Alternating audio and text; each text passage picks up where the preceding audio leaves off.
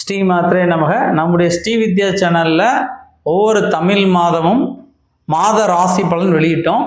அது நிறைய பேர் நல்லா இருக்குது, ரொம்ப சிறப்பாக வெளியிட்டிருக்கீங்க, நீங்கள் சொன்ன மாதிரியே நடந்திருக்கு சார் அப்படின்னு சொன்னாங்க. அவங்களாம் என்னோட மனமார்ந்த நன்றி. இப்போ ஆண்டு ராசி பலன், அதாவது 2025ஆம் ஆண்டுக்கான ஆண்டு ராசி பலன் நம்ம வெளியிட உள்ளோம். நிறைய பேர் நம்ம வீடியோ பார்க்குறாங்க, ஆனால் யாருமே இந்த வீடியோவுக்கு லைக் பண்ணுறதில்ல. ஏன்னா நீங்கள் லைக் பண்ணிங்கன்னா தான் இவ்வளோ பேர் நம்ம இந்த வீடியோவுக்கு லைக் பண்ணியிருக்காங்க, இவ்வளோ பேருக்கு பிடிச்சிருக்கு அப்படின்னு நமக்கு தெரியும். ஒன்று. இன்னொன்று, நீங்கள் லைக் பண்ணுறதுனால யூடியூப் சேனல் இந்த வீடியோவை நிறைய பேர் பார்க்குறதுக்கு அந்த யூடியூப்பில் முன்னாடி காட்டும். அதனால் மறக்காமல் லைக் பண்ணுங்கள். நன்றி. ஸ்ரீ மாத்ரே நமக. உங்கள் எல்லோருக்கும் 2025ஆம் ஆண்டு ஆங்கில புத்தாண்டு நல்வாழ்த்துக்கள். இந்த 2025ஆம் ஆண்டு ஒவ்வொரு ராசிக்கும் எப்படி இருக்குது அப்படிங்கிற ராசி பலன் தான் நம்ம வெளியிட உள்ளோம். அதுக்கு முன்னதாக ராகு கேது பெயர்ச்சி, குரு பெயர்ச்சி, சனி பெயர்ச்சி எப்போ வருது அப்படிங்கிறத முதல்ல பார்ப்போம். குரு பெயர்ச்சி எப்போ வருது அப்படின்னு பார்த்தோம்னா 11/5/2025 சித்திரை மாதம் 28ஆம் தேதி ஞாயிற்றுக்கிழமை அன்று வரக்கூடியதான் குரு பெயர்ச்சி. குரு பகவான் ரிஷப ராசியிலிருந்து பெயர்ச்சியாகி மீன ராசிக்கு செல்லக்கூடிய நிகழ்வு தான் இந்த குரு பெயர்ச்சி. ராகு கேது பெயர்ச்சி எப்போ வருது அப்படின்னா 26/4/25 சித்திரை மாதம் 13ஆம் தேதி சனிக்கிழமை அன்று ராகு கேது பெயர்ச்சி. ராகு பகவான் மீன ராசியிலிருந்து கும்ப ராசிக்கும், கேது பகவான் கன்னி ராசியிலிருந்து சிம்ம ராசிக்கும் பெயர்ச்சி ஆகக்கூடிய நிகழ்வு தான் இந்த ராகு கேது பெயர்ச்சி. சனி பெயர்ச்சி எப்போ வருது அப்படின்னு நம்ம பார்த்தோம்னா 6/3/2026 மாசி மாதம் 22ஆம் தேதி வெள்ளிக்கிழமை அன்று சனி பெயர்ச்சி. சனி பகவான் கும்ப ராசியிலிருந்து பெயர்ச்சியாகி மீன ராசிக்கு செல்லக்கூடிய நிகழ்வு தான் இந்த சனி பெயர்ச்சி. ஸ்ரீ மாத்ரே நமக. மேச ராசிக்கு 2025ஆம் ஆண்டு எப்படி இருக்கு அப்படிங்கிறத நம்ம பார்க்க போகிறோம். இந்த 2025ஆம் ஆண்டு முழுவதுமே மேச ராசிக்கு குரு அப்படின்னு நம்ம பார்க்கும்போது குரு பகவான் குரு பெயர்ச்சிக்கு பின்பாக, அதாவது மேச ராசிக்கு 3ஆம் வீட்டில் வலிமை ஸ்தானத்தில் அமர்கிறார். அதனால் குருவினால் நன்மைகள் ஏற்படும். அதே போல் ராகு கேதுவை பொறுத்த மட்டும் இதுவரைக்கும் விரய ராகுவாக இருந்த அந்த ராகு பகவான் பெயர்ச்சியாகி 11ஆம் வீட்டில் லாப ராகுவாக அமர்கிறார். அதே போல் ஆண்டு முழுவதுமே சனி பயிற்சி இல்லை. நான் சொல்கிறது வாக்கிய பஞ்சாங்கப்படி ஆண்டு முழுவதும் சனி பயிற்சி இல்லை. சனி பகவான் அப்படின்னு நம்ம பார்க்கும்போது லாபஸ்தானத்தில் லாப சனியாகவே 11ஆம் வீட்டில் இருக்கிறார். அதனால் பெரிய அளவு நன்மைகள் உள்ள ஆண்டாக இந்த 2025ஆம் ஆண்டு மேசராசிக்கு இருக்கும். மேசராசியை பொறுத்த மட்டும் சுவாமி செவ்வாய், முருகன் தான் அவங்களுக்கு சுவாமி. முருகனுடைய பரிபூர்ண அனுகிரகத்தை பெற்றவர்கள் தான் மேசராசியை சேர்ந்தவர்கள்.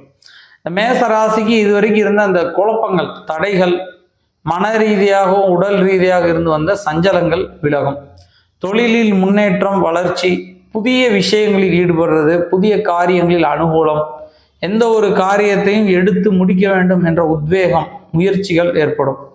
பெரியவர்கள், நல்லவர்கள், உயர் பதவியில் இருக்கவங்க, பெரிய பொறுப்புகளில் இருக்கவங்களோட நட்பு ஏற்படும். குறிப்பாக அரசியல் அதிகாரத்தில் இருப்பவர்கள், ஆன்மீக தலைவர்கள், ஆன்மீக நிலையில் பெரிய ஆளாக இருக்கவங்களோடலாம் நட்பு ஏற்படும்.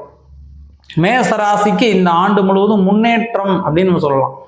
ஏற்கனவே இருந்த அந்த கடந்த ஆண்டை விட படிப்படியாக முன்னேறுவார்கள். மேசராசியை பொறுத்த மட்டும் 2026 தான் 7.5 சனி வருது. 2025ஆம் ஆண்டு முழுவதுமே சனியினால் எந்த பெரிய பாதிப்போ, எந்த கெடுதலோ, எந்த குழப்பங்களோ இல்லை. அதனால் பயப்பட வேண்டாம். இது நான் சொல்கிறது வாக்கிய பஞ்சாங்கம் இப்படி சொல்கிறேன். வாக்கிய பஞ்சாங்கப்படி சனி பெயர்ச்சி அப்படிங்கிறது 2026 தான் வருது. அதனால் 2025ஆம் ஆண்டு முழுவதுமே அவங்களுக்கு 7.5 சனி ஆரம்பிக்காது, 2026 தான் ஆரம்பிக்கும்.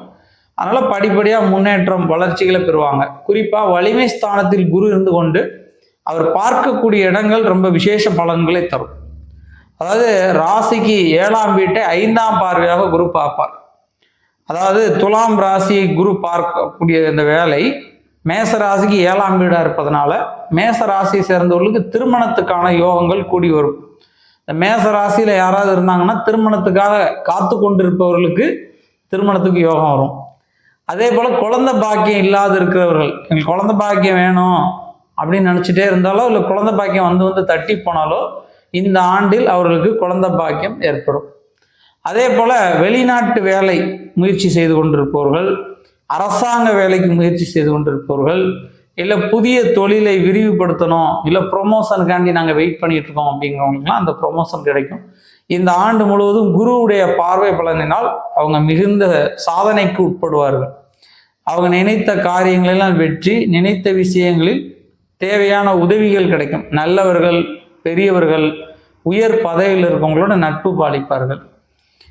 இந்த மேச ராசியை சேர்ந்தவங்களுக்கு ஒரே ஒரு விஷயம் என்னன்னா, பதட்டம், எரிச்சல், கோபம் இயற்கையாகவே இருக்கும். அதனால சில விஷயங்களே பதறாம பொறுமையாக, நிறைய பேர் நம்ப மாட்டாங்க இந்த மேச ராசிக்காரங்க. அதனால பொதுவாக அவங்கள நம்பி ஒரு சில பேருடைய நன்மதிப்பை பெறும்போது அவங்க வளர்ச்சி அடைவாங்க. மாற்று மதத்தை சேர்ந்தவர்கள், மாற்று மொழி பேசக்கூடியவர்கள், மாற்று இனத்தை சேர்ந்தவர்கள், அந்நிய நாட்டு நிறுவனங்களின் உதவிகள் கிடைக்கும். மேசராசிக்கு இந்த ஆண்டு ரொம்ப சிறப்பான ஆண்டு, ஒன்றும் பயப்பட வேண்டியதில்லை. இருந்தாலும் முருகன் வழிபாடு செய்யுங்க. ஏன்னா சுவாமி முருகன் தான். அதனால முருகன் வழிபாடு செய்ய செய்ய உங்கள் வாழ்க்கையில் வெற்றி மேல் வெற்றி பெறுவீர்கள். வெற்றி வேலன் உங்களுக்கு எப்போது வெற்றியை தர வேண்டும் என்று பிரார்த்திக்கிறேன். இந்த வீடியோவுக்கு நீங்கள் கண்டிப்பாக மேச ராசிக்காரங்க லைக் பண்ணியிருப்பீங்க. இந்த லைக் பண்ண எல்லோருக்கும் என் மனமார்ந்த நன்றிகள். நன்றி. ஸ்ரீமாத்ரே நமக. ரிஷபராசிக்கு இந்த 2025ஆம் ஆண்டு எப்படி இருக்கு? தடைகள் நீங்கக்கூடிய ஆண்டு அப்படின்னு சொல்லலாம். அவங்களுக்கு இது வரைக்கும் இருந்த தடைகள், குழப்பங்கள்லாம் நீங்கி ஒரு தெளிவான நிலைக்கு வரக்கூடிய ஆண்டாக இந்த 2025ஆம் ஆண்டு விளங்குகிறது. ரிஷப ராசியிலிருந்து குரு பகவான் பயிற்சியாகி மிதுனத்துக்கு செல்லக்கூடிய ஆண்டு. எப்போவுமே சொல்லுவாங்க, குரு நின்ற இடம் பால், குரு பார்க்க கோடி நன்மை அப்படின்னு சொல்லுவாங்க. அதாவது குரு இருக்கிறத விட பார்க்கறதுக்கு சிறப்பு அதிகம். ஒரு இடத்துல குரு இருந்தால் அது ரொம்ப சிறப்பு இல்லை, ஆனால் குரு பார்த்தால் ரொம்ப விசேஷம். பொதுவாக ரிஷப ராசி மற்றும் துலாம் ராசிக்கு சுவாமி சுக்கிரன். இந்த ரிஷப ராசிக்கு குரு பெரிய அளவு நன்மைகளை தராத கிரகம். ஏன்னா சுக்கிரன்கிறது சுக்கராச்சாரியார், குரு என்பது பிரகஸ்பதி. இந்த ஆண்டு வரக்கூடிய அந்த குரு பயிற்சி 11/5/25 அன்று வரக்கூடிய அந்த குரு பயிற்சியில் ரிஷபராசியிலிருந்து குரு பயிற்சியாகி ராசிக்கு 2ஆம் வீடான மிதுனத்துக்கு செல்கிறார். இந்த மிதுனம் அப்படின்னு சொல்றது வாக்கு, தனவர, குடும்பஸ்தானம் அப்படின்னு சொல்லுவாங்க. அதனால தனவரஸ்தானத்தை குரு அமர்வதால் தனவரம் ஏற்படும். அதாவது பதவிகள், வேலைகள் கிடைக்கும். தொழில் சார்ந்த விஷயங்கள் ஏற்படும், தொழில் வளர்ச்சி ஏற்படும். குறிப்பாக அரசு வேலை தேடிக்கொண்டிருக்கவங்களுக்கு அரசு வேலை கிடைக்கும்.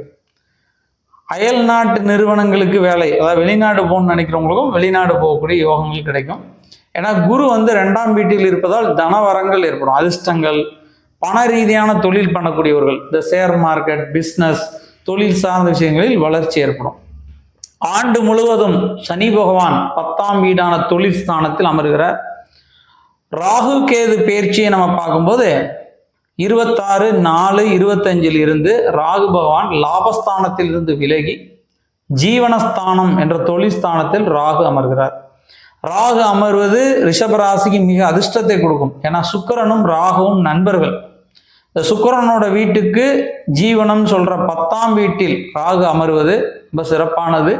ராகுவை போல் கொடுப்பார் இல்லை அப்படின்னு சொல்லுவாங்க. அதே நேரத்தில் கேது பகவான் 5ஆம் வீட்டில் இருந்து பயிற்சியாகி 4ஆம் வீடான சுகஸ்தானத்தில் அமர்கிறார். இந்த 4ஆம் வீட்டில் கேது அமரக்கூடிய சூழ்நிலையும் உங்களுடைய தசா அமைப்புகளும் நல்லா இருந்தால் கண்டிப்பா ரிஷபராசிக்காரங்க இந்த 2025ல இடம், வீடு, வாகனம், நகைகள் ஏதாவது வாங்கக்கூடிய யோகங்களை கொடுக்கும். மிக ஒரு சிறப்பான காலம் அப்படின்னு சொல்லலாம் இந்த ரிஷபராசிக்கு. ரிஷபராசியை சேர்ந்த தொழில் செய்யக்கூடியவர்களுக்கு தொழிலில் வளர்ச்சி, முன்னேற்றம் ஏற்படும். அதே போல் அரசு சார்ந்த பணிகளுக்கு முயற்சி செய்கிறவங்க, அந்த எக்ஸாம் எழுதக்கூடியவங்க, குறிப்பாக பேங்கிங் சார்ந்த விஷயங்கள், இந்த டிஎன்பிசி குரூப் எக்ஸாம் எழுதக்கூடியவங்களுக்கு மிக சிறப்பான காலம். அதே போல் தொழில் வளர்ச்சி பெறுவதனால் தொழிலை விரிவுபடுத்துவதற்கும் யோகங்கள் உண்டு. கவனமாக இருக்க வேண்டியது உடல் ஆரோக்கியத்தில் கவனமாக இருக்கும். 10இல் ராகு அமர்வதோடு 4இல் கேது அமர்வதால் 4ஆம் இடம் என்பது சுகஸ்தானம். இந்த சுகஸ்தானத்தில் கேது அமர்வதனால் உடல் ஆரோக்கியத்தில் சிறு சிறு கோளாறுகள், சிறு சிறு பதட்டமான நிலைகள் ஏற்படலாம். அல்லது இரத்த சம்பந்தமான உபாதைகள், வயிறு, கால், நரம்புகளில் சிறு சிறு உபாதைகள் வரலாம். பின்புறங்களை தாக்கும்னு சொல்லுவாங்க. பின் கழுத்து, பின் முதுகு, பின் காலில் சிறு சிறு வலிகள், கோளாறுகள் வரும். இரத்தவர்த்தியான உணவுகள், சரிவீத உணவுகள் நேரத்துக்கு கரெக்டாக சாப்பிட்டாலே எந்த நோய்களும் வராமல் இருக்கும். ரிஷபராசியை பொறுத்த மட்டும் உணவு விஷயத்தில் ரொம்ப கவனமாக இருக்கும். அவங்க டேஸ்ட்டில் தான் கவனமாக இருப்பாங்களே ஒழிய ஆரோக்கியத்தில் கவனமாக இருக்கும். அதாவது ரொம்ப டேஸ்ட்டாக சாப்பிடுவதை விட அது நமக்கு ஆரோக்கியமானதா அப்படிங்கிறத நம்ம கடைபிடிச்சா நல்லாயிருக்கும். ரிஷபராசிக்கு இந்த ஆண்டு தடைகள் நீங்கி வெற்றி ஆண்டாக அமையும், முன்னேற்றத்தை தரக்கூடிய ஆண்டாக இருக்கும். ரிஷபராசிக்கு சுக்கிரன் அதிபதி, மகாலட்சுமி வழிபாடு செய்வது ரொம்ப விசேஷமானது. அதனால் ரிஷபராசியை சேர்ந்தவங்க வெள்ளிக்கிழமை வீட்டில் குத்துவிளக்கு ஏற்றி மகாலட்சுமியை வணங்கி வாசலில் தீபம் ஏற்றி லட்சுமி எங்கள் வீட்டுக்கு வரணும் அப்படின்னு பிரார்த்தனை பண்ணால் படிப்படியாக அவங்க முன்னேற்றத்துக்கு ஏற்படுவாங்க. லட்சுமியை பூஜை செய்வது மிகுந்த சிறப்பை தரும். ஏற்கனவே ரிஷபராசிக்காரங்க நிறைய பேர் சொல்லுவாங்க, உங்கள் வீடியோ எல்லாமே நாங்கள் லைக் பண்ணிக்கிட்டு இருக்கோம் அப்படின்னு. அதே போல் இந்த வீடியோவும் கண்டிப்பாக நீங்கள் லைக் பண்ணியிருப்பீங்க அப்படின்னு நான் நம்புகிறேன். லைக் பண்ண எல்லோருக்கும் என் மனமார்ந்த நன்றிகள். நன்றி. ஸ்ரீ மாத்திரை நமக. மிதுன ராசிக்கு 2025ஆம் ஆண்டு எப்படி இருக்கும் அப்படின்னு பார்த்தோன்னா, வெற்றிகள் தரக்கூடிய ஆண்டு. இதுவரைக்கும் இருந்த குழப்பங்கள்லாம் நீங்கி வெற்றி மேல் வெற்றியை பெறக்கூடிய ஆண்டாக இருக்கும். குறிப்பாக ரிஷபராசியிலிருந்து குரு பகவான் பயிற்சியாகி மிதுன ராசியில் அமரக்கூடியதாக இருக்கிறது. 11/5/25 குரு பகவான் மிதுனத்துக்கு ஜென்ம குருவாக வருகிறார். அதோட கூட ராசியில் இருந்து கொண்டு ராசிக்கு 5ஆம் வீட்டையும் 7ஆம் வீட்டையும் 9ஆம் வீட்டையும் பார்ப்பார். அதனால என்ன அப்படின்னா, நமக்கு இதுவரைக்கும் இருந்த தாமதங்கள், குறிப்பாக திருமண தடைகள், உத்தியோகத்திலிருந்து வந்த குழப்பங்கள், வேலையிலிருந்து குழப்பங்கள், படிப்பில் இருந்த மந்தத்தன்மையெல்லாம் நீங்கி ஒரு புத்துணர்வை பெறுவார்கள். ஏன்னா மிதுன ராசிக்கு இருந்த தடைகள், குழப்பங்கள், அதுபோல் பண வரவுகள், வரவேண்டிய பண பாக்கிகள் சேரும். அதே போல் யாற்றிருந்தால் நமக்கு உதவிகள் கிடைத்து அந்த உதவிகள் தடையாக இருந்தால் அந்த உதவிகள் கிடைக்கும். பணம் கொடுக்கல் வாங்கலில் இருந்த பிரச்சனைகள் விலகும். இந்த ராசிக்கு சனியோட தாக்கம் அப்படின்னு நம்ம பார்க்கும்போது 9ஆம் வீட்டில் அமர்ந்திருந்த சனி பகவான் அதுலேருந்து 10ஆம் ஸ்தானத்துக்கு பயிற்சியாகக்கூடிய நிகழ்வாக இருக்கும் 2026. அப்போது இந்த ஆண்டு முழுவதுமே சனி பகவான் இருக்கக்கூடிய அந்த நிகழ்வு அப்படின்னு பார்த்தா 9ஆம் வீட்டில் சனி அமர்ந்திருக்கிறார். பாக்கிய சனியாக கும்பத்தில் அமர்ந்திருக்கிறார். அதனால பாக்கிய ஸ்தானங்கள் ஏற்படும். திருமண பாக்கியம், உத்தியோக பாக்கியம், குழந்தை பாக்கியம், வீடு கட்டுற பாக்கியம், அப்படி சொல்லிக்கிட்டே போகலாம். இந்த மாதிரி பாக்கியங்கள் ஏற்படும். வெற்றிகளை தரக்கூடிய ஒரு அற்புதமான ஆண்டு இந்த மிதுன ராசிக்கு அப்படின்னு பார்த்தோம்னா இந்த 2025. ஏன்னா 2024 பெரிய அளவு நன்மைகள் இருந்திருக்காது. விரய குரு நடந்துட்டு இருக்கும். 12இல் குரு அமர்ந்திருந்ததனால் சில விரயங்கள், தாமதங்கள், சில தடைகள், காரிய குழப்பங்கள், மனக்குழப்பங்கள், உடல் ரீதியாக சில பாதிப்புகள், விரய செலவுகள் ஏற்பட்டிருக்கும். இதெல்லாம் நீங்கி நன்மைகளை பெறக்கூடிய ஒரு அற்புதமான ஆண்டு அப்படின்னா இந்த 2025ஆம் ஆண்டு. அதனால் இந்த 2025ஆம் ஆண்டு குருவுடைய பார்வை மூலம் நன்மை தரும். அதே போல் ராகுவுடைய தன்மை பார்க்கும்போது 10ஆம் வீட்டில் ராகுவும் 4ஆம் வீட்டில் இருந்த கேதுவும் பயிற்சியாகி விலகி மிகுந்த நன்மையை தரக்கூடியவர்களாக இருப்பார்கள். அதாவது 3ஆம் வீட்டில் வலிமை ஸ்தானத்தில் கேது அமர்வதும், லாபஸ்தானம் என்று சொல்லப்படுற ஸ்தானங்களில் ராகுவோட தன்மை அமர்வது ரொம்ப விசேஷமானது. அதாவது ராகுவும் சனி இணைந்து 9ஆம் வீட்டில் அமரப் போகிறார்கள். இது மிதுனத்துக்கு மிக நன்மையை தரும், பாக்கியங்களை தரும். நினைத்த காரியங்களில் இருந்த தடைகள் நீங்கி வெற்றி மேல் வெற்றி பெறக்கூடிய ஆண்டாக இருக்கும். மிதுன ராசி சுவாமி புதன். அதனால ஆஞ்சநேயர் வழிபாடு, பெருமாள் வழிபாடு, மகாலட்சுமி வழிபாடு செய்வது ரொம்ப விசேஷம். சைவ சார்ந்தவர்களாக இருந்தால் நந்தீஸ்வரர் வழிபாடு, நந்தியை வணங்கி வரணும். நந்தியை வணங்கி வர வர மேன்மைகள் கிடைக்கும். குறிப்பாக இந்த ஆண்டு முழுவதுமே மிதுன ராசிக்காரங்க பிரதோஷ வழிபாடு செய்வது ரொம்ப சிறப்பானது. பிரதோஷம், பிறவியால் வந்த தோஷங்களை நீக்குவது பிரதோஷம். பிரதோஷத்தன்னைக்கு போய் நந்தீஸ்வரர் வணங்கி வந்தீங்கன்னா நீங்கள் எடுத்த காரியங்களில் வெற்றி மேல் வெற்றி பெறுவீர்கள்.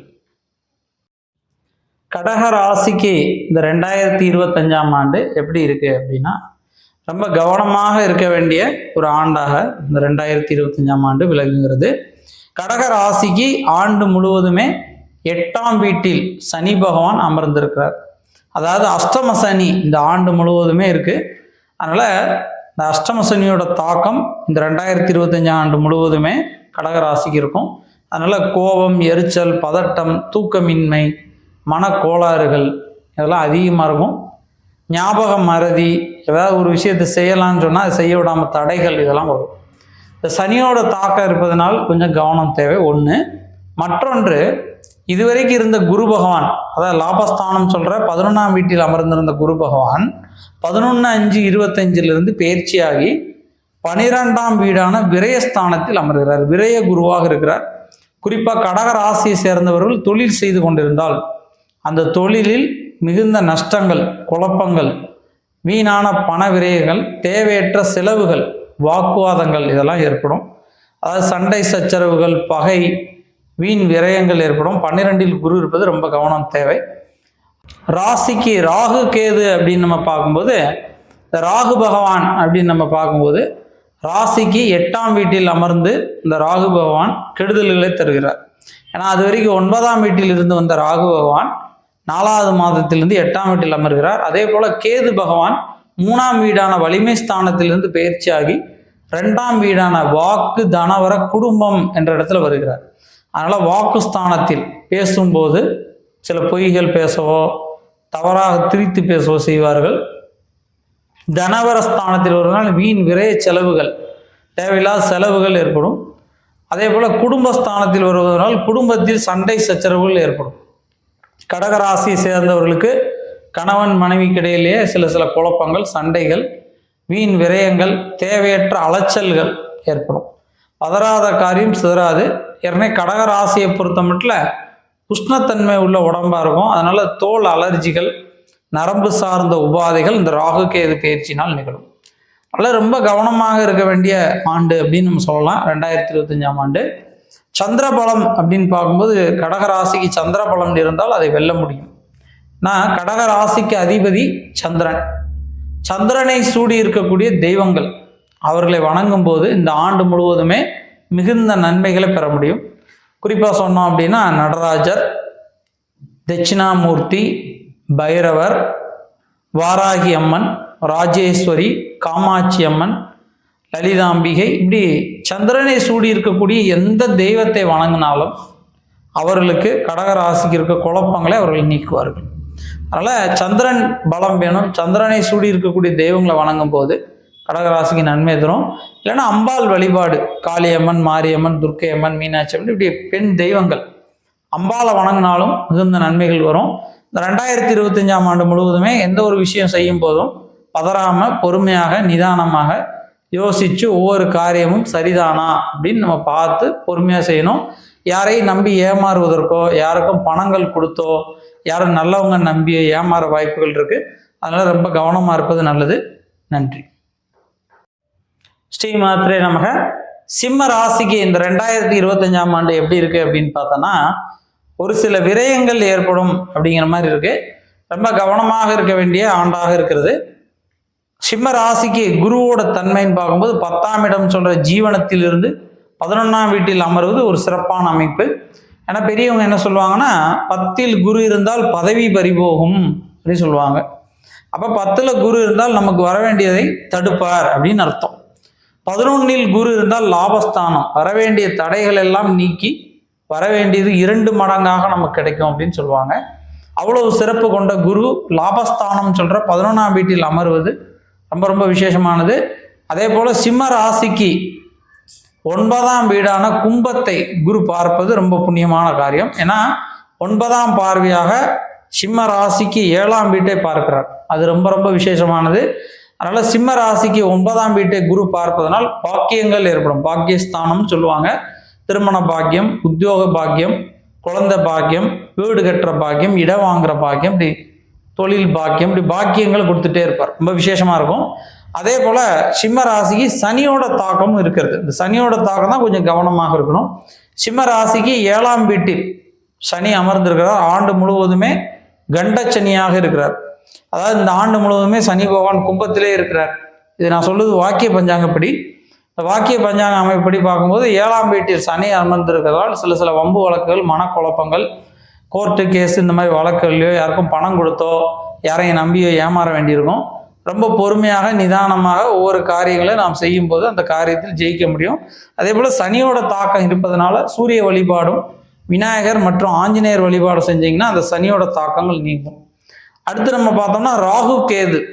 ராகு கேதுவை பொறுத்த மட்டும் முக்கியமான பங்கு வகிப்பது சிம்மம். ஏன்னா கன்னி ராசியிலிருந்து கேது பகவான் பயிற்சியாகி சிம்மத்தில் அமர்கிறார். சிம்மத்துக்கு 7ஆம் வீடான சமசப்தமஸ்தானம் என்று சொல்லப்படுற கும்பத்தில் ராகு அமர்கிறார். இந்த ராகுவும் கேதுவும் சிம்மத்தில் சமசப்தமாக இருப்பதனால நோய்கள், உடல் உபாதைகள், இரத்தம் சம்பந்தமான கோளாறுகள், நரம்பியல் சார்ந்த கோளாறுகள், குறிப்பாக பெண்களுக்கு மாதவிடாய் சார்ந்த, கர்ப்பப்பை சார்ந்த உபாதைகள், தோல் சார்ந்த சிறு சிறு அலர்ச்சிகள், தூக்கமின்மை, இந்த மாதிரி நோய் சம்பந்தமான சில நோய்களை கொடுக்கக்கூடிய வகையில் இருக்கிறது. அதாவது தேக பலத்தில் கொஞ்சம் கவனமாக இருக்கணும். பயணங்களில் எங்கேயாவது பயணங்கள் மேற்கொண்டாலோ, வெளி இடங்களுக்கு போனாலோ, வெளி ஊர்களுக்கு போனாலும் கவனமாக இருக்கணும். கிருமிகளாலோ, இந்த அழுக்குகளாலோ, ஒவ்வாமை, அலர்ஜிகளாலோ சிறு கோளாறுகள் வரும். உணவு விஷயத்திலும் நம்ம வெளியூர்கள், வெளியிடங்களுக்கு போகும்போது ரொம்ப கவனமாக இருந்தால் நம்ம மேன்மைகளை பெற முடியும். சிம்ம ராசிக்கு சுவாமி சூரியன் வழிபாடு செய்வது ரொம்ப விசேஷம். சனியோட தாக்கம் இருப்பதனால விநாயகர் மற்றும் ஆஞ்சநேயர் வழிபாடு இந்த ஆண்டு முழுவதும் செஞ்சீங்கன்னா நீங்கள் நினைத்த காரியங்கள் வெற்றி பெற முடியும். உங்களுக்கு வரக்கூடிய தடைகள், குழப்பங்கள் நீங்கி வெற்றி மேல் வெற்றி பெறணும். நானும் உங்களுக்காக பிரார்த்திக்கிறேன். கன்னி ராசிக்கு இந்த 2025ஆம் ஆண்டு எப்படி இருக்கு அப்படின்னா, மிகுந்த முன்னேற்றங்களை பெறக்கூடிய ஆண்டாக விளங்குகிறது. கன்னி ராசியில முக்கியமான விஷயம் என்னன்னா, கன்னி ராசியில் இருந்த கேது பகவான் பெயர்ச்சியாகி சிம்ம ராசிக்கு செல்கிறார். அதாவது கன்னி ராசிக்கு 12ஆம் வீடான விரயஸ்தானத்துக்கு கேது செல்வது மிக மிக முக்கியமான நிகழ்வு. அதே போல ராசிக்கு 7ஆம் வீட்டில் அமர்ந்திருந்த ராகு பகவான் அதிலிருந்து பயிற்சியாகி 6ஆம் வீட்டுக்கு பயிற்சி ஆகிறார். அதனால இந்த ராகு கேதுவால் வந்த அந்த தொந்தரவுகள் கன்னி ராசிக்கு நீங்கும், விலகும். அதுவே ஒரு சிறப்பானது.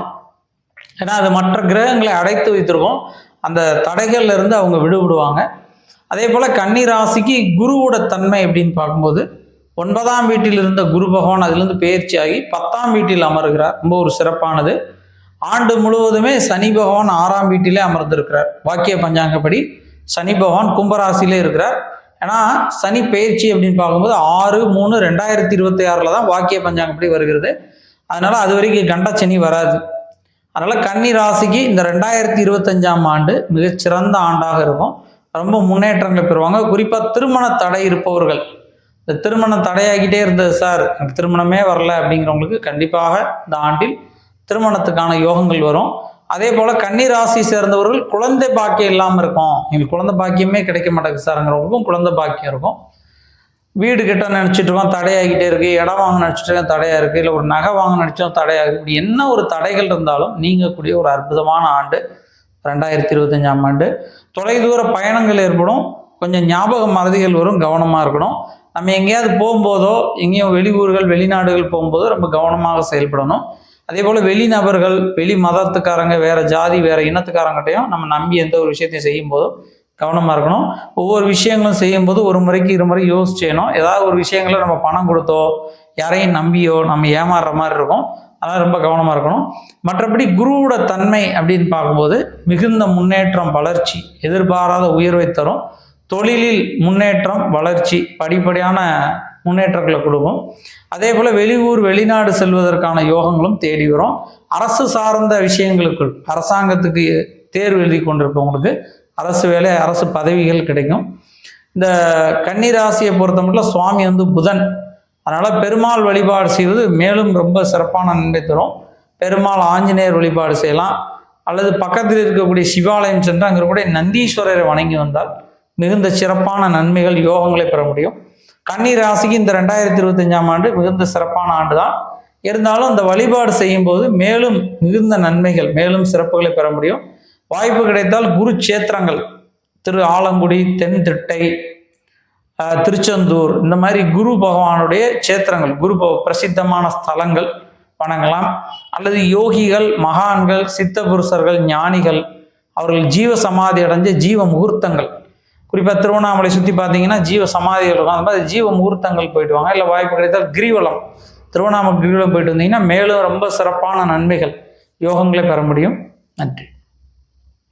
ஸ்ரீமாத்ரே நமக. துலாம் ராசிக்கு இந்த 2025ஆம் ஆண்டு எப்படி இருக்கு அப்படிங்கிறதான் நிறைய பேர் கேட்டிருந்த கேள்வி. இந்த துலாம் ராசியை பொறுத்த மட்டும் இந்த 2025ஆம் ஆண்டு கொஞ்சம் கவனமாக இருக்க வேண்டிய ஆண்டாக இருக்கிறது. ஏன்னா சில குழப்பங்கள், சில தடைகள், சில காரியங்களில் முடிவு எடுக்கும்போது சில சர்ச்சைகள் ஏற்படும். வீண் அவப்பெயர்கள், சண்டைகள், வாக்குவாதங்கள், மனக்கசப்புகள் ஏற்படும். அதே போல் சுப காரிய தடை, நல்ல விஷயங்கள் வரும்போது அது தடையாகும், அப்படி தட்டி விட்டே போவோம் அப்படிங்கிற மாதிரி இருக்கு. குறிப்பாக தொழில் சம்பந்தமான விஷயங்களில் அவங்க தொழிலில் வந்து ஏன்டா நம்ம இந்த வேலையை பார்க்குறோம், ஏன்டா இந்த தொழிலில் இருக்கிறோம் அப்படிங்கிற மாதிரியான குழப்பமான நிலைகள், இந்த தொழிலே எனக்கு வேண்டாம், இந்த வேலையே வேண்டாங்கிற அளவுக்கு குழப்பங்களை நிகழ்விக்கும். ஏன்னா 8ஆம் இடத்தில் இருந்து வந்த அந்த குரு பகவான் 9ஆம் வீட்டுக்கு வந்திருந்தாலும் கூட குருவுடைய பார்வை பலம் குறைவு. ஏற்கனவே துலாம் ராசிக்கு சுவாமி வந்து சுக்கிரன், குருவால் பெரிய நன்மைகள் இருக்காது. அப்படி இருக்கும்போது இந்த குருவுடைய பயிற்சி இந்த ஆண்டில் 2025ஆம் ஆண்டு நிகழக்கூட குரு பயிற்சினால துலாம் ராசிக்கு பெரிய நன்மைகள் யோகங்கள் அப்படின்னு நம்ம சொல்ல முடியாது. பார்வையினால் மட்டும் ஒரு சில நன்மைகள் உண்டு. அது வந்து குரு பயிற்சிக்கு அப்புறம் இருக்கும். ஆனால் அந்த குரு பயிற்சிக்கு முன்னாடி சிறு சிறு குழப்பங்கள் தான் இருக்கும். ஏன்னா அட்டம குருவாக விளங்குறார். 8இல் குரு இருப்பதனால முடிவுகளில் குழப்பம், காரிய தடைகள், உத்தியோக மாற்றங்கள், இடமாற்றங்கள், ஒரு வேலையிலிருந்து இன்னொரு வேலைக்கு மாறுறது, இந்த மாதிரி பண விரயங்கள், தேவையில்லாத அலைச்சல்கள், மருத்துவ செலவுகள் வரும். ரொம்ப கவனமாக இருக்கணும். துலாம் ராசியை பொறுத்த மட்டும் சுக்கிர பகவானுடைய ராசியாக இருப்பதனால அவர்கள் குரு வழிபாடு செய்வது நல்லது. குருவை வணங்கும் போது குருவுடைய பரிபூர்ண அனுகிரகம் கிடைக்கும். அதே போல் சனியோட தன்மை அப்படின்னு நம்ம பார்க்கும்போது துலாம் ராசிக்கு ஆண்டு முழுவதுமே சனி பகவான் 5ஆம் வீட்டில் அமர்ந்திருக்கிறார். பூர்வ புண்ணிய ஸ்தானம், முன்னோர்கள் ஸ்தானம் அப்படின்னு சொல்லப்படுற 5இல் அமர்ந்திருக்கிறார். சனி வந்து ஆட்சி பலம் பெற்று 5இல் அமர்ந்திருப்பதனால பெரிய கெடுதல் சனினால் இல்லை. இருந்தாலும் 5ஆம் இடத்துல இருப்பதனால முன்னோர்கள்ட்டிருந்து வரக்கூடிய நன்மைகள் கிடைக்காது. பூர்வீக சொத்துக்களிலோ, சொந்த பந்தங்களாலோ, இரத்த பந்த உறவுகளாலோ அல்லது நம்முடைய குடும்பத்திலோ சில சர்ச்சைகள், குழப்பங்கள் ஏற்படும். தீவர்களோட நட்பு ஏற்படும், தீவரோட பழக்கங்கள் ஏற்படும். அது ரொம்ப கவனமாக இருப்பது நன்மையை தரும். துலாம் ராசிக்கு ராகு கேது என்று பார்த்தோம்னா ஆண்டின் முதல் பகுதியில் ராகு கேது பார்க்கும்போது 6ல் ராகுவும் 12இல் கேதுவும் அமர்ந்திருக்கிறாங்க. 4வது மாதத்துக்கு அப்புறம், ஏப்ரல் மாதத்துக்கு அப்புறம் வரக்கூடிய ராகு கேது பயிற்சியிலிருந்து ராகு கேதுனால் வரக்கூடிய பாதிப்புகள் குறையும். அதாவது 12ஆம் இடமான விரயஸ்தானத்திலிருந்து வந்த கேது பகவான் 11ஆம் இடமான லாபஸ்தானத்திற்கும், 6ஆம் இடத்திலிருந்து வந்த அதாவது ருணரோக சத்துருஸ்தானத்திலிருந்து வந்த ராகு பகவான் அதிலிருந்து விலகி 5ஆம் இடத்திற்கும் பயிற்சி ஆகிறார்கள். அதனால ரொம்ப பெரிய அளவு பாதிப்புகள் ராகு கேது பயிற்சினால் இல்லை. அதுலேயே ராகுவினால் மட்டும் சில சில செலவுகள், வீணான அலைச்சல்கள் ஏற்படும். ஒருவேளை நீங்கள் எக்ஸாம் எழுதிக்கிட்டு இருந்தால் அந்த எக்ஸாமில் தடைகள் வரும். எக்ஸாம் 2-3 தடவை எழுதினா தான் நமக்கு கிடைக்கும், அந்த மாதிரி இருக்கும். அல்லது நமக்கு வர வேண்டிய வாய்ப்புகள் வந்து தட்டி போகும். இந்த ஆண்டு முழுவதுமே தேவையற்ற செலவுகள், தேவையற்ற அலைச்சல்கள், வேலையில் உத்தியோகத்தில் ஸ்திரத்தன்மை, குழப்பமான நிலையே ஏற்படும். இருந்தாலும் நீங்கள் ஒன்றும் கவலைப்பட வேண்டாம். வியாழக்கிழமை போய் தட்சிணாமூர்த்தி வழிபாடு இந்த ஆண்டு முழுவதும் செய்யுங்க.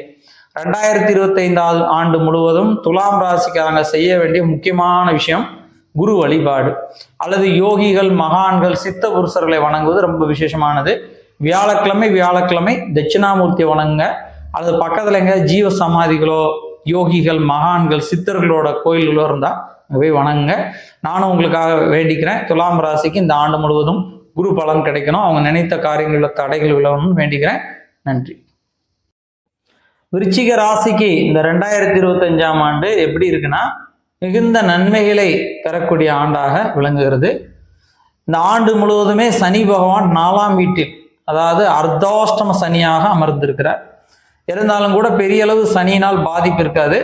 ஆண்டின் தொடக்கத்தில் குருவுடைய பார்வை விருச்சிக ராசியில் விழுகிறது. அதே போல ஆண்டில் அந்த 5ஆம் மாசத்துக்கு அப்புறம், அதாவது 11/5/2025 வரக்கூடிய குரு பயிற்சிக்கு பின்பாக குருவுடைய பார்வை 2ஆம் வீட்டில் விழுகிறது. ரொம்ப விசேஷமானது.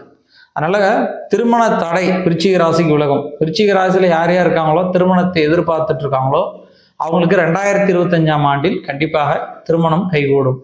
அதே போல உத்தியோகத்தில் ஏதாவது பதவி உயர்வு வேணும், இல்லை இடமாற்றத்தை எதிர்பார்த்துட்டு இருக்கவங்களுக்கும் இடமாற்றம் ஏற்படும். வாக்கு தனவர குடும்பம் அப்படின்னு சொல்லுவாங்க. குடும்பத்தில் சுப நிகழ்வுகள் நடக்கும். அதே போல குழந்தை பாக்கியம் இல்லாதவங்களுக்கும் குழந்தை பாக்கியத்துக்கான யோகங்கள் தேடி வரும். தொலைதூர பயணங்கள் செய்கிறவர்களுக்கு வெற்றி கிடைக்கும். அதாவது வெளிநாட்டு வேலை, நாங்கள் வெளிநாட்டுக்கு போகணும், இல்லை வெளிநாட்டில் தொழில் செய்யணும், இல்லை வெளிநாட்டு வேலைக்கு முயற்சி பண்ணிட்டு இருக்கோம்னா விருச்சிக ராசிக்கு ரொம்ப ஒரு அருமையான காலமாக விளங்கக்கூடியதான் இந்த 2025. அதே போல ராகு கேதுவுடைய அமைப்புகள் பார்த்தோம்னா ராகு பகவான் 5ஆம் வீட்டில் அமர்ந்திருந்து 4வது மாதத்துக்கு அப்புறம் ஏப்ரல் மாதத்துக்கு பின்பாக 5ஆம் வீட்டிலிருந்து 4ஆம் வீட்டுக்கு வருகிறார். 4ஆம் வீடு அப்படிங்கிறது சுகஸ்தானம் அப்படின்வாங்க. சுப காரியங்கள், சுப விஷயங்கள், இடம், வீடு, வாகனம், நகைகள் வாங்குவதற்கான யோகங்கள் வரும். அதே போல கேது பகவான் அப்படின்னு நம்ம பார்த்தோம்னா, கேது பகவான் வந்து ராசிக்கு 11ஆம் வீட்டிலிருந்து 10ஆம் இடமான ஜீவனத்தில் அமர்கிறார். 10ல் ஜீவனத்துல கேது வரும்போது 10ல் ஒரு பாவி அமர பதவி உண்டு அப்படின்னு ஜோதிட சாஸ்திரம் சொல்லுது. 10ல் ஒரு பாவி இருந்தால் பதவி உண்டு, 10ல் ஒரு பாவியாவது இருக்கணும் அப்படின்னு சொல்லுவாங்க. அப்ப அந்த 10ஆம் வீட்டில் பாவி அமர்வதால் மிகுந்த நன்மைகள், யோகங்கள் பெறுவார்கள். பதவி உயர்வு, இடமாற்றங்கள், முன்னேற்றங்கள் பெறுவார்கள்.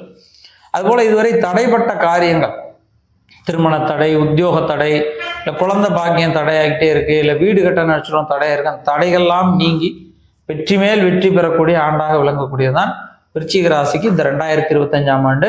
விருச்சிக ராசிக்கு சுவாமி செவ்வாய் முருகப்பெருமானுடைய அனுகிரகம் பெற்றவர்கள். அதனால இந்த ஆண்டு முழுவதுமே முருகர் வழிபாடு செய்வது ரொம்ப விசேஷம்.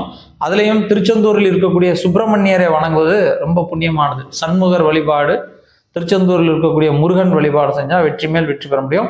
சில நேரங்களில் ஒரு சில முடிவுகள் எடுக்கும்போது பொறுமையாக, பதறாம, நிதானமாக, அவசரப்படாமல் எடுத்தாலே வெற்றி மேல் வெற்றி கிடைக்கும். பொதுவாக இந்த மேச ராசி மற்றும் விருச்சிக ராசிக்கு இந்த பதட்டம் இயற்கையாகவே இருக்கும். சில சாஸ்திரங்கள்ல மேச லக்னம் விருச்சிக லக்னத்துக்கும் அது உண்டு அப்படிம்பாங்க. பதட்டம், எரிச்சல், கோபம் இதெல்லாம் அதிகமாக இருக்கும். அதனால பதறாத காரியம் சிதறாது. பொறுமையாக, நிதானமாக ஒவ்வொரு முடிவுகள் எடுத்தால் அந்த காரியங்களை வெற்றி பெற முடியும். 2025ஆம் ஆண்டு விருச்சிக ராசிக்கு ரொம்ப விசேஷமான ஆண்டாக இருக்கிறது. முருகன் வழிபாடு செய்யுங்கள், வெற்றி மேல் வெற்றி பெறுவீர்கள். ஸ்ரீ மாத்ரே நமக. தனுசு ராசிக்கு இந்த 2025ஆம் ஆண்டு எப்படி இருக்கு அப்படின்னு பார்த்தோம்னா, இந்த ஆண்டு முழுவதுமே வரக்கூடிய குழப்பங்கள் நீங்கி ஒரு தெளிவான நிலை, தெளிவான முடிவு எடுக்கும் தன்மை கிடைக்கும். அதாவது தனுசு ராசிக்கு இது வரைக்கும் ஒரு குழப்பங்கள் இருந்துகிட்டே இருக்கும். இது செய்யலாமா, இது வேணுமா, இது சரியா தப்பா அப்படின்ட்டு அந்த குழப்பங்கள்லாம் நீங்கி நன்மைகளை பெறக்கூடிய ஆண்டாக இருக்கும். இந்த 2025ஆம் ஆண்டு குரு பெயர்ச்சியில் மிகுந்த நன்மையை பெறக்கூடிய ராசியாக தனுசு ராசி விளங்குகிறது. ஏன்னா குரு பகவான் ரிஷபத்திலிருந்து பெயர்ச்சியாகி மிதுனத்துக்கு போகும்போது, அதாவது 11/5/25 குருவுடைய பார்வை முழுவதும் தனுசு ராசியவே பார்ப்பார். அதாவது மிதுனத்திலிருந்து சமசப்தம பார்வையாக தனுசு ராசியை பார்க்கக்கூடிய நிகழ்வு ஏற்படும். அதனால ரொம்ப ஒரு தெளிவான நடை ஏற்படும். எது உண்மை, எது பொய், எது நல்லது கெட்டது, இது செய்யணுமா செய்யக்கூடாதா, இது நல்லதா கெட்டதா அப்படிங்கிற ஒரு தீர்க்கமான முடிவு ஏற்படும். அதே போல் ஆன்மீகம் சம்பந்தமான விஷயங்களிலும் தர்ம சம்பந்தமான விஷயங்களிலும் ஈடுபடுவார்கள். தன்னுடைய கடமையை சரிவர செய்வார்கள். இப்போ அப்பாவாக இருந்தாங்கன்னா பையனுக்கு என்னென்ன செய்யணுமோ அதை செய்வாங்க. பையனாக இருந்தார்னா அவர் அப்பாவுக்கு என்ன செய்யணும். அதுக்கப்புறம் கல்வி படிக்கக்கூடிய மாணவர்களுக்கு நினைவாற்றல் அதிகரிக்கும், படிப்பில் உயர்நிலையை பெறுவார்கள். தொலைதூர பயணங்கள் நன்மையை தரும். வெளியூர், வெளிநாடு போகும்போது அவங்களுக்கு மேன்மை நிலை, வளர்ச்சிகள் ஏற்படும். தனுசு ராசியை சேர்ந்தவங்க யாருக்காவது திருமணம் முடியாமல் வெயிட் பண்ணிட்டு இருந்தால், அதுவும் குறிப்பாக சொன்னோம்னா இந்த தனுசு ராசிக்கு இது வரைக்கும் திருமணம் தட்டி போய்கிட்டே இருந்திருக்கும், வந்து தடையாகிட்டே இருந்திருக்கும். அந்த தடைகள்லாம் நீங்கி அற்புதமாக திருமணம் நடப்பதற்கான யோகங்கள் கூடி வரும். குழந்தை பாக்கியம் இல்லாது இருக்கக்கூடிய தம்பதிகளுக்கு யாராவது ஒருத்தர், கணவரோ அல்லது மனைவியோ தனுசாக இருந்தால் அவங்களுக்கு குழந்தை பாக்கியம் ஏற்படும். பண விஷயங்களில் ரொம்ப கவனமாக இருக்கணும். பண கொடுக்கல் வாங்கலில் யாருக்கும் உதவிகள் செய்யும் போதோ, எது நல்லது கெட்டது பண்ணும்போதோ கவனமாக இருக்கணும்.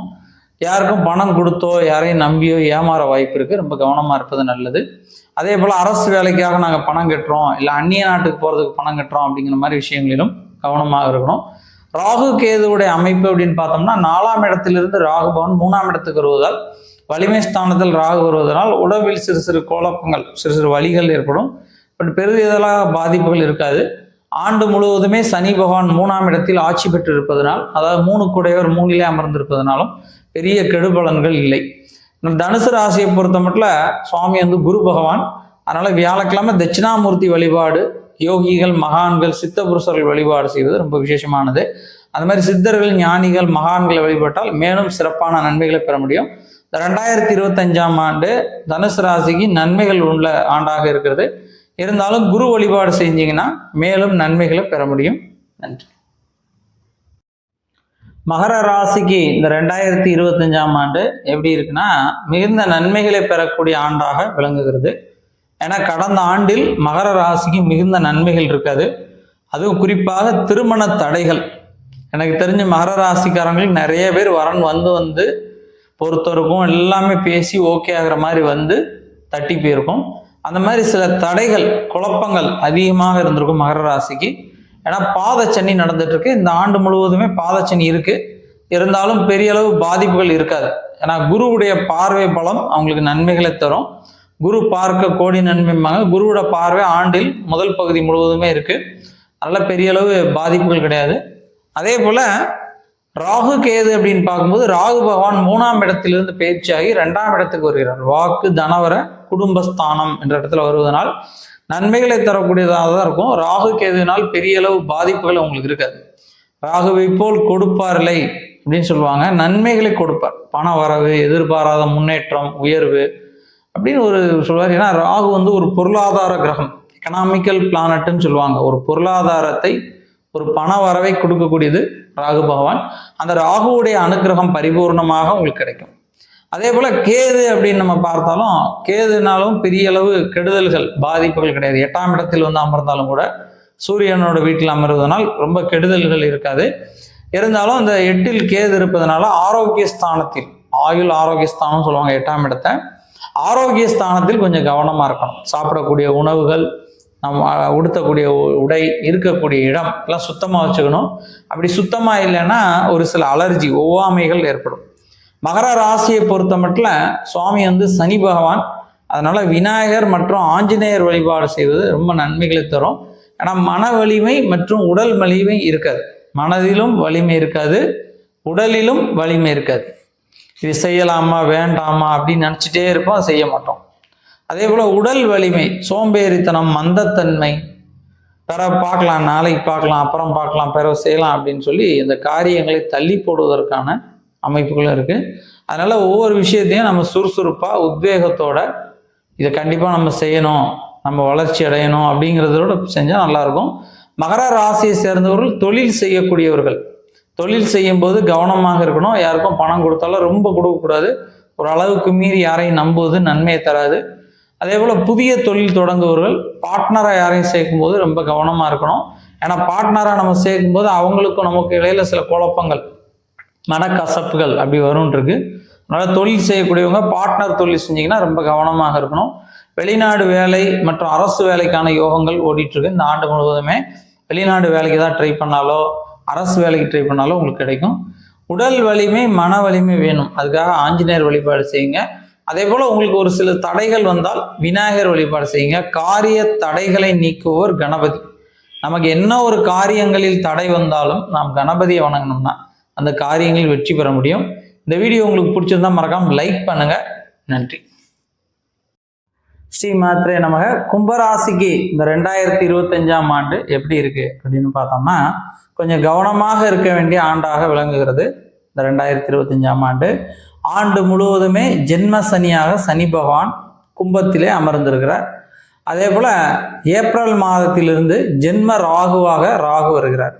அதாவது ராகு கேது பெயர்ச்சி ஏப்ரல் மாதத்தில் நடக்க இருக்கிறது. அந்த ஏப்ரல் மாதத்தில் ராகு பகவான் மீன ராசியிலிருந்து பெயர்ச்சியாகி கும்பராசிக்குள் வருகிறார்.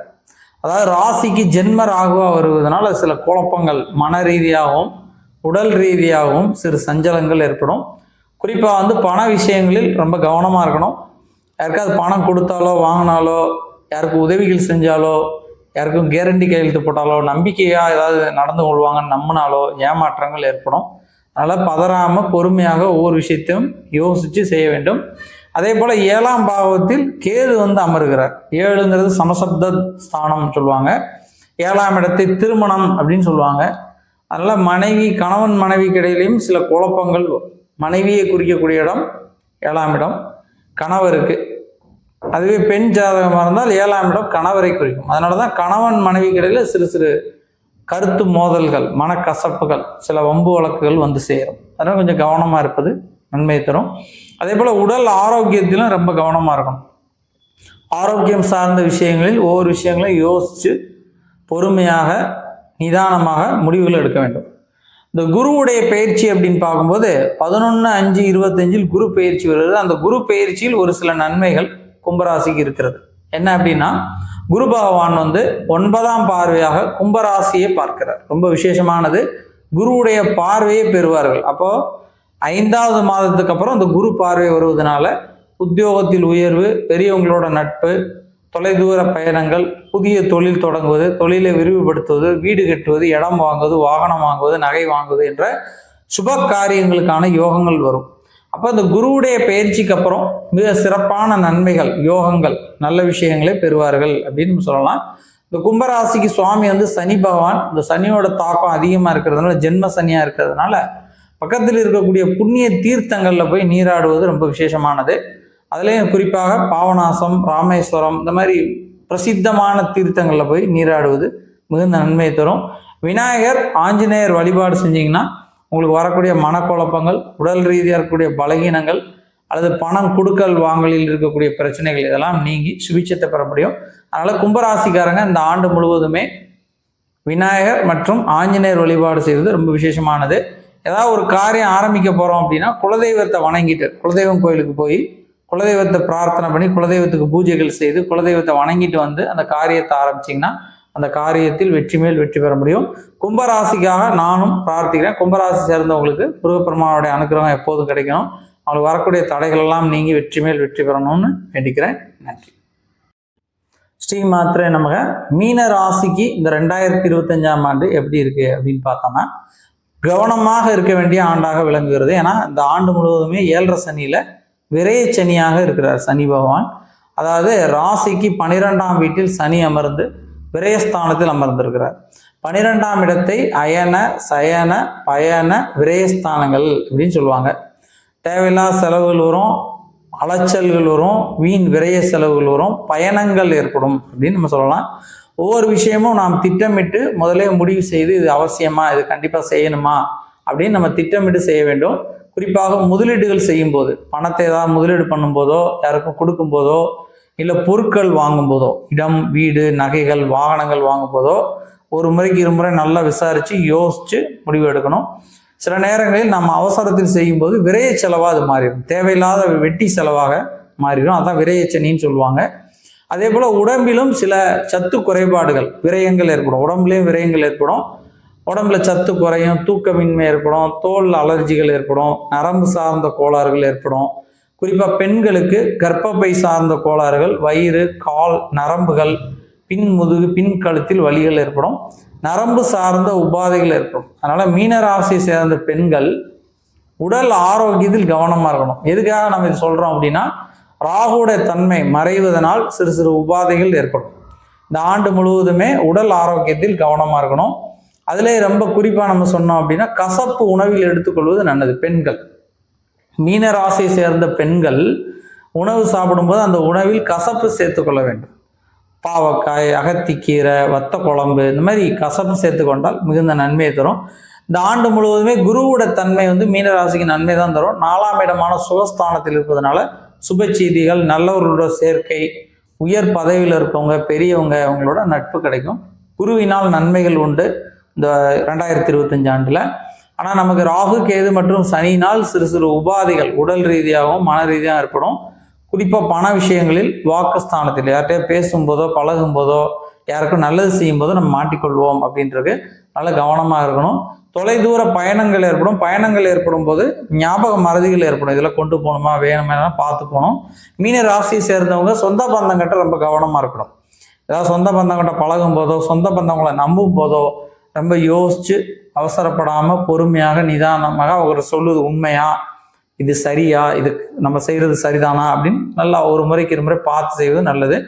மீன ராசிக்கு விரைய சனி இருக்கிறதுனால தேவையற்ற செலவுகள், தேவையற்ற அலைச்சல்கள், தேவையற்ற உடல் ரீதியான பலகீனங்கள் ஏற்படும்.